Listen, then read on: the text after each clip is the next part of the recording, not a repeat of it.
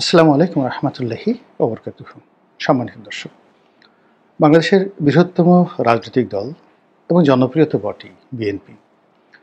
তারা ২৩৬টি আসনে তাদের প্রার্থিতা ঘোষণা করেছে। সারা বাংলাদেশ তোলপাড়, অনেকে বিক্ষুব্ধ, বেশিরভাগ লোক ভীষণ রকম আনন্দিত এবং সংগঠনের মধ্যে রীতিমতো প্রাণ সঞ্চার শুরু হয়ে গেছে। ক্ষেত্র বিশেষে কোথাও কোথাও বিক্ষোভ হচ্ছে, কিন্তু এটা সম্ভবত বেশি দিন থাকবে না, পরিস্থিতি স্বাভাবিক হয়ে যাবে। তাহলে এই যে মনোনয়ন ঘোষণা করা হলো এবং বাকি যে পদগুলোতে মনোনয়ন দেওয়া হবে আগামীতে, সেগুলো নিয়ে কিছুটা জটিলতা আছে। যে পার্টির বাইরে গিয়ে বিএনপি যে সকল জোট সঙ্গী রয়েছে তাদেরকে কিভাবে দলের মধ্যে একীভূত করা হবে, আর যদি ধানের শীষ প্রতীক না থাকে তাহলে জোট প্রার্থী যারা থাকবেন তাদের নিজস্ব প্রতীক নিয়ে সেক্ষেত্রে সেই এলাকার যারা বিএনপি নেতাকর্মী তারা কিভাবে রেসপন্ড করবেন, এই বিষয়গুলো নিয়ে আলাপ আলোচনা হচ্ছে। এখানে একটা বিষয় খুব উল্লেখযোগ্য যে বিএনপির অনেক স্টার পলিটিক্স যারা রয়েছেন, স্টার পলিটিশিয়ান, তাদের অনেকেই নমিনেশন পাননি। বিশেষ করে রুহুল কবির রিজভী, শামসুজ্জামান দুদু, আসাদুজ্জামান রিপন, এদের একটা লং আউটস্ট্যান্ডিং যাকে বলা হয় ক্যারিয়ার রয়েছে। মোয়াজ্জেম হোসেন আলাল, আব্দুল সালাম সাহেবের মতো মানুষজন, এই মানুষদের যে বিএনপির প্রতি তাদের কতটুক অবদান আছে এটা বিএনপি ভালো জানে। বাট আমরা বাইরে থেকে যেটা দেখেছি সেটা হলো তাদের জীবন যৌবন সব কিছু তারা শেষ করে দিয়েছেন এই দলটির জন্য। মামলা মোকদ্দমা থেকে শুরু করে পারিবারিক জীবন তছনছ হয়ে গেছে। কিন্তু তারা যদি আর অনেকের মতো পার্ট টাইম পলিটিক্স করতেন, তারাও বড় ব্যবসায়ী হতে পারতেন। তারা যদি আরও অনেকের মতো ঠিক আগে টাকা উপার্জন করতেন, তারপরে মনোনয়ন বাণিজ্যে টাকা খরচ করে মনোনয়ন নেওয়ার চেষ্টা করতেন, এদের যে মেধা যোগ্যতা যে ব্যাকগ্রাউন্ড ছিল, তারা শত শত কোটি টাকার মালিক করতে পারতেন বৈধভাবে। আর তাদের যে পলিটিক্যাল ক্যারিয়ার ছিল সেই পলিটিক্যাল ক্যারিয়ারটাকে ব্যবহার করে তারা যদি ধান্দাবাজি করতে পারতেন। 1990 সনে 91 সনে যদি আসাদুজ্জামান রিপন এবং শামসুজ্জামান দুদু ধান্দাবাজি করতেন তাহলে বিএনপির যে সকল ধান্দাবাজরা শত শত কোটি টাকার মালিক হয়েছেন 1991 সনে, মন্ত্রীও হয়েছেন, এমপি হয়েছেন, তারা কেউ আসাদুজ্জামান রিপন এবং শামসুজ্জামান দুদুর সঙ্গে পারতেন না। এটা হলো বাস্তবতা। তো তারা মনোনয়ন পাননি, অনেকে আহত হয়েছেন। আমি ব্যক্তিগতভাবে মনে করি যে এখনও বিএনপির যথেষ্ট সুযোগ আছে। এমপি হতে হবে নট লাইক দ্যাট, এদেরকে মন্ত্রী বানানো যেতে পারে, পার্টির বড় কোনো পোর্টফোলিওতে দেওয়া যেতে পারে। এর বাইরে সেটা হলো যে আপার হাউজের কথা হচ্ছে, উচ্চ কক্ষের কথা হচ্ছে, সেখানে তাদেরকে প্রোভাইড করা হতে পারে। একইভাবে রুমিন ফারহানার কথা বলা হচ্ছে। সবাই রুমিন ফারহানাকেও ওইভাবে, যেটা বিএনপিতে ধরুন রুমিন ফারহানা, পাপিয়া, নীলুফার চৌধুরী মনি, তারপর অন্যান্য যারা মানে খুব অ্যাক্টিভ, এখন যাদেরকে মনোনয়ন দেওয়া হয়েছে তাদের চাইতে যারা মনোনয়ন পাননি, শাম্মী, তারপরে রানু, নীলুফার চৌধুরী মনি, সৈয়দা আশিফা আশরাফি পাপিয়া এবং ব্যারিস্টার রুমিন ফারহানা, এই কজনের নাম আমার মনে আসছে। ওনারা সবাই, আরও একজন আছেন হেলেন জেরিন খান, তাদের যে ভোকাল, তারা যেভাবে ভোকাল এবং তাদের যে কন্ট্রিবিউশন দলের প্রতি, সেক্ষেত্রে মানে মনোনয়ন পেলেও তারা এমপি, না পেলেও তারা এমপি, করলেও এমপি, না করলে এমপি, মানুষের মধ্যে বা দলের মধ্যে তাদের একটা গ্রহণযোগ্যতা চলে এসছে। তো সামনে মহিলা এমপি বানানো হবে, রাষ্ট্রদূত বানানো হবে, আর অনেক কিছু, যেগুলো সংসদ সদস্য পদের চাইতে কোনো অংশে কম নয়। হয়তো দল ক্ষমতায় গেলে এই বিষয়গুলো দল দেখবে। ফলে কি হলো যে এত বড় একটা সেই বৈপ্লবিক ঘোষণার পরও দলের মধ্যে কিন্তু সেই ধরনের বিশৃঙ্খলা দেখা যায়নি। এটা গেল বিএনপির অভ্যন্তরীণ যে বিষয়। বাইরে থেকে আমরা যারা দেখছি, ব্যক্তিগতভাবে আমার কাছে মনে হয় যে মোরাললেস সবাইকে এখানে একীভূত করার চেষ্টা করা হয়েছে এবং আগামীতে হবে। এখানে সালাউদ্দিন কাদের চৌধুরী সাহেবের ছেলে হুমাম কাদের চৌধুরীকে মনোনয়ন দেওয়া হয়েছে, আরও অনেককে দেওয়া হয়েছে যাদের এই দলের দুঃসময়ে ভীষণ রকম কন্ট্রিবিউশন আছে। শুধুমাত্র চট্টগ্রামের যে আসলাম সাহেব আছেন, তার কন্ট্রিবিউশন চট্টগ্রাম বিএনপিতে, তার সঙ্গে সঙ্গে জেল জুলুম এবং ঠিক সেই মোসাদের সঙ্গে বৈঠক করা নিয়ে তার যে দুর্ভোগ দুর্দশা হয়েছে, আমার কাছে মনে হচ্ছে যে তার সঙ্গে পার্টির কথা বলা উচিত। এবং সবচেয়ে এখানে আনন্দের যে বিষয়টি আমার কাছে লেগেছে সেটা হলো মুক্তিযোদ্ধা ফজলুর রহমান সাহেবকে মনোনয়ন দেওয়া হয়েছে এবং তাকে একীভূত করা হয়েছে। এটা আমি মনে করি যে বিএনপির একটা স্মার্ট ডিসিশন। কিন্তু এত কিছুর পরেও মনে হচ্ছে যে শেষ রক্ষা হবে না, এবং এই যে মনোনয়ন ঘোষণাটি করা হলো এটা বিএনপির জন্য এবং বিএনপির যারা মনোনয়ন পেয়েছেন আগামী দিনে তাদের জন্য এটা যাকে বলা হয় একটা মরণ ফাঁদ এবং সারা জীবনের জন্য একটা আফসোসের কারণ হয়ে দাঁড়াবে। কেন এই জিনিসগুলো বলছি? এই কারণ হলো যে সবাই তো আসলে নগদ নারায়ণ। এখন মনোনয়ন ঘোষণা করা হয়েছে, মনোনয়নে তাদের নাম এসেছে, এলাকার নেতাকর্মীরা উল্লাস করছে। ও আরেকজনের নাম ভুলে গেছি, আমার খুব ঘনিষ্ঠ বন্ধু ডক্টর এহসানুল হক মিলন, তাকেও মনোনয়ন দেওয়া হয়েছে। আমি খুব খুশি হয়েছি। তিনি এই মনোনয়ন পাওয়ার জন্য 2018 থেকে এই পর্যন্ত যে মেহনত করেছেন আমি নিজের চোখে দেখেছি।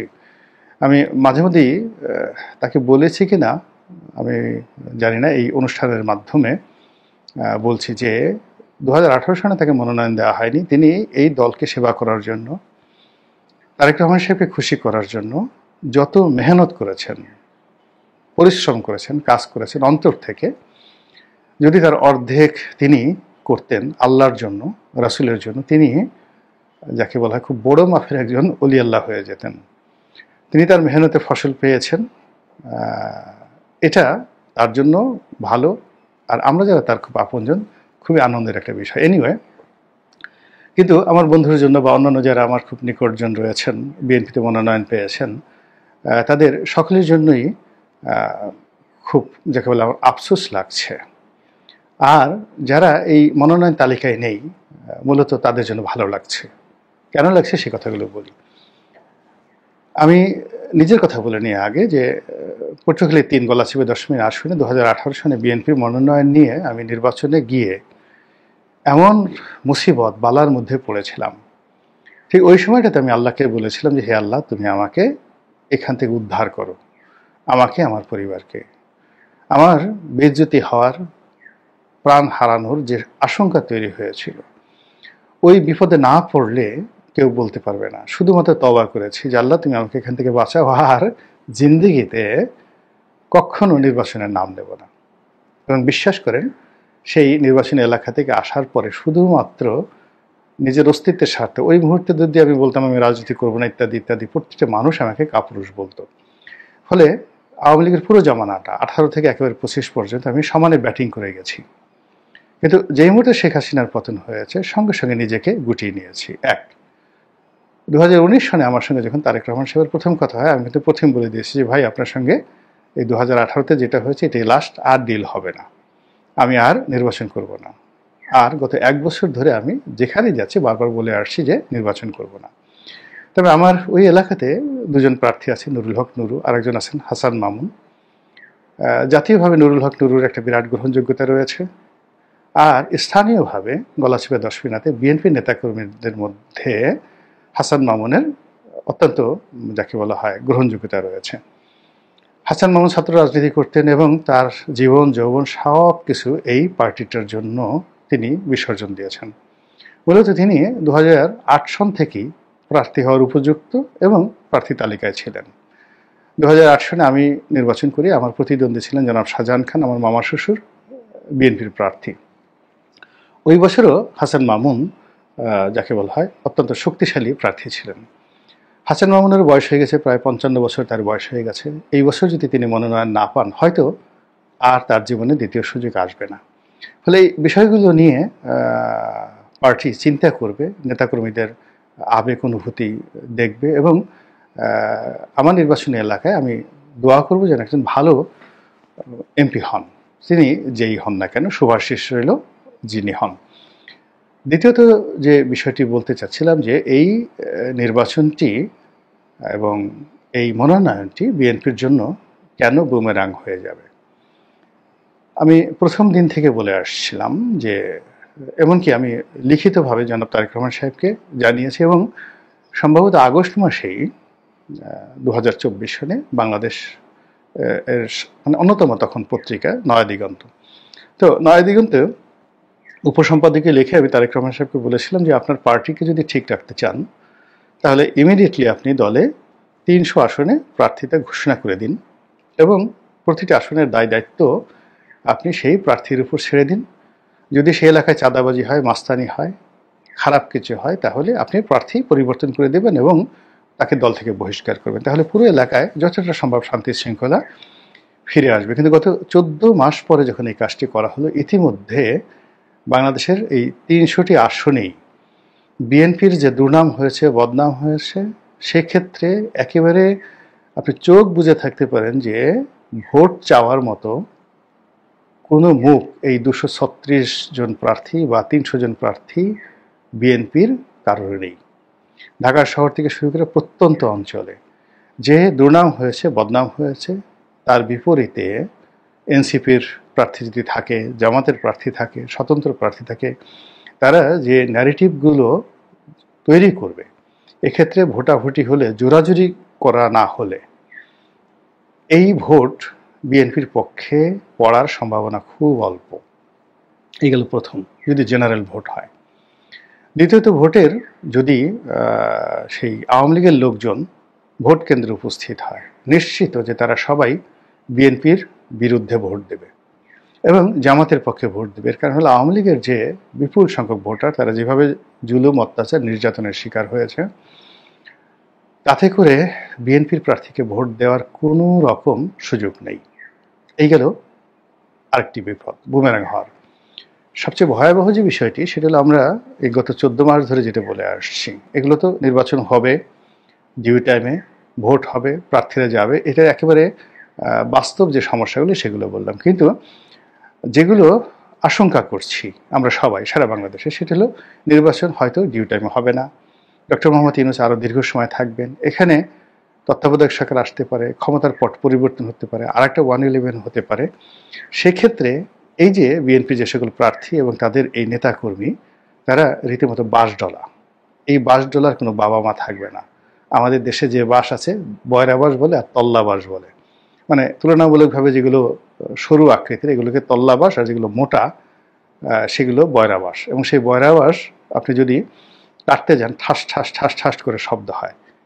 তো এরকম বয়রা বাঁশের চিপার মধ্যে ফেলে ডলা দেওয়ার মতো অবস্থা তৈরি করবে যদি বিকল্প কোনো শক্তি, তৃতীয় শক্তি রাষ্ট্র ক্ষমতায় আসে, নির্বাচন বানচাল হয় এবং অন্য কোনো সমস্যা। এবং এখন এই যে যারা প্রার্থী হলেন, এদের সঙ্গে এদের যারা সহকর্মী থেকে শুরু করে যারা এই কয়েক মাস দাপট দেখাবেন, অন্ততপক্ষে 1010 বিএনপির শীর্ষ নেতা কর্মী সারা বাংলাদেশ থেকে সেই টেকনাফ থেকে তেঁতুলিয়া পর্যন্ত সকলেই এই বাঁশডলার কবলে পড়ার সম্ভাবনা দেখা দিয়েছে। আর এই বাঁশডলাটা উপলক্ষ হবে মূলত আইন শৃঙ্খলা রক্ষার নামে, অপারেশন ক্লিন হার্টের নামে, সন্ত্রাসী চাঁদাবাজ ধরার নামে যে যৌথ বাহিনীর অভিযান চলবে, সেই অভিযানে অনেক প্রার্থীও আটকে যাবেন।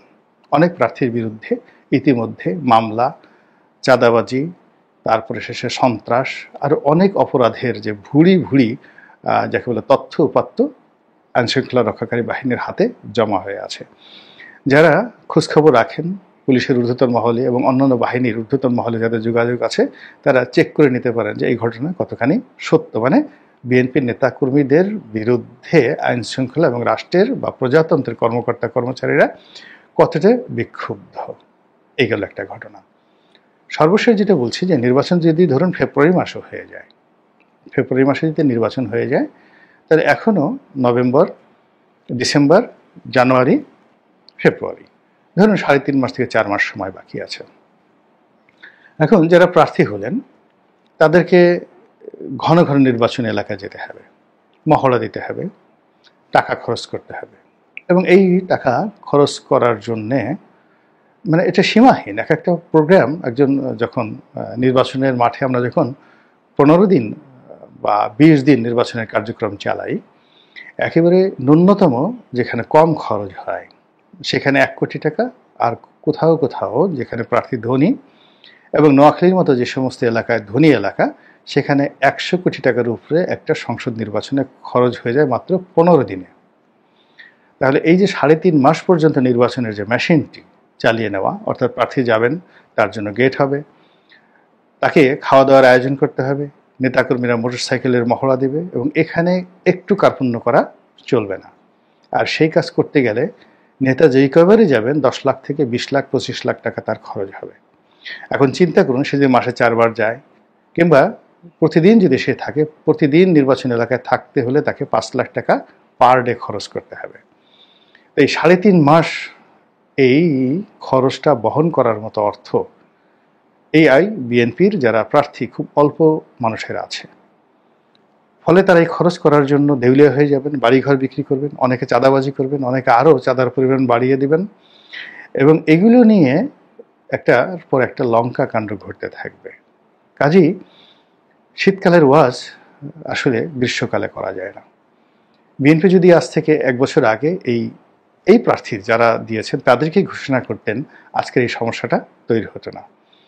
আর এখন বিএনপি যে কাজটি করেছে এনসিপির সঙ্গে, তারপরে জামাতের সঙ্গে প্রতিযোগিতা করার জন্য এবং ডক্টর মোহাম্মদ ইউনূসের উপর একটা চাপ তৈরি করার জন্য, মূলত এই যে কাজটি করা হয়েছে, মানে এখন এই প্রার্থী ঘোষণা করার ফলে পুরো রাজনৈতিক অঙ্গনে কোনো আলোচনা নেই, নির্বাচন হবে না এরকম কোনো সন্দেহ যেন না করতে পারে।